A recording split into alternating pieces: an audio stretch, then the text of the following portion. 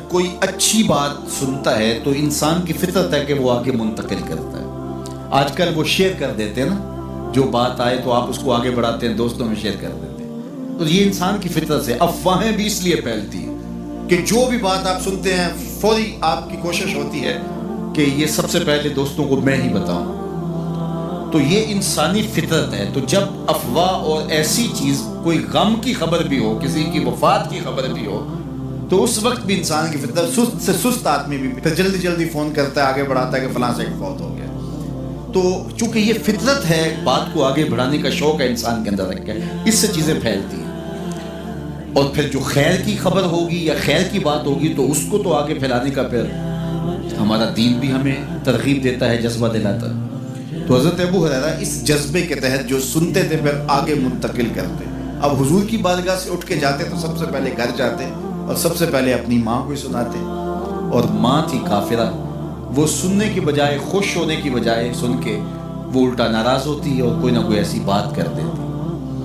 سید ابو ہریرہ سے گوارا نہ ہوتا. ایک دن انہوں نے کوئی ایسی بات کر دی کہ حضرت سیدنا ابو ہریرہ رضی اللہ تعالیٰ عنہ نے فیصلہ کر لیا کہ آج ماں کو چھوڑ دیں، کیونکہ میں یہ گوارا نہیں کرتا کہ میرے آقا کے بارے میں کوئی ایسا جملہ کوئی بولے. اور تھی گھر میں ماں ہی، بھائی بھی کوئی نہیں تھا، بہن بھی کوئی نہیں تھی، باپ بھی فوت ہو گئے تھے، شادی بھی نہیں ہوئی تھی. تو ماں ہی ماں گھر میں، اور ماں اور بیٹا اکٹھے رہتے ہو تو پھر محبت بھی مثالی ہوتی ہے. تو اب ماں ہی ایک رشتہ ہے مادی دنیا کے اوپر. تو حضرت ابو ہریرہ رضی اللہ تعالیٰ عنہ نے فیصلہ کر لیا کہ چھوڑ دینا. چھوڑ کے گھر سے نکلے، لیکن دل ڈوب رہا ہے کہ ایک ہی تو رشتہ تھا، وہ بھی گیا. افسردہ ہیں، حضور کی خدمت میں پہنچے. دل و قلب و نگاہ کے مرشد اولین نے ابو ہریرہ کی اداسی دیکھی تو فرمایا ابو ہریرہ کیا بات ہے؟ تو حضرت ابو ہریرہ جس طرح بندہ پھٹ نہیں پڑتا تو عرض کی حضور میری ماں کی ہدایت کی دعا کر دیجئے.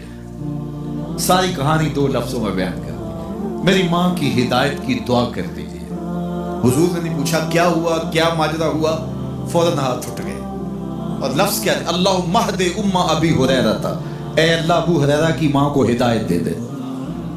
ادھر انہوں نے بے چینی سے یہ بات کہی، ادھر حضور کے ہاتھ اٹھے. پھر ان اٹھے ہوئے ہاتھوں کو خالی تو موڑا ہی نہیں جاتا.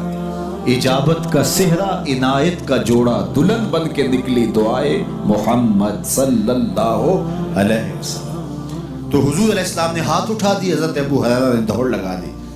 کسی نے پوچھا ابو ہریرہ آج بڑی جلدی ہے؟ کہا آج ہی تو دیکھنا چاہتا ہوں، گھر پہلے میں پہنچتا ہوں یا حضور کی دعا پہلے پہنچتا ہوں. جا کے دروازے کو دستک دی، اندر پانی کے کھنکنے کی آواز آ رہی تھی جس طرح کوئی غسل کر رہا. آواز دی تو آواز آئی، بیٹا ابو ہریرہ ٹھہرو، میں بھی آئی. کہا لہجے سے سمجھ گیا اس میں محمد عربی کی دعا بول رہی ہے. تھوڑی دیر کے بعد میری ماں آئی، تازہ آثار وضو سے اور غسل کی وجہ سے ان کے جو ہے وہ بالوں سے قطرے ٹپک رہے تھے اور لبوں پر میرے حضور کا کلمہ جاری تھا. اللہ اکبر. سیدنا ابو ہریرہ تیرے مقدس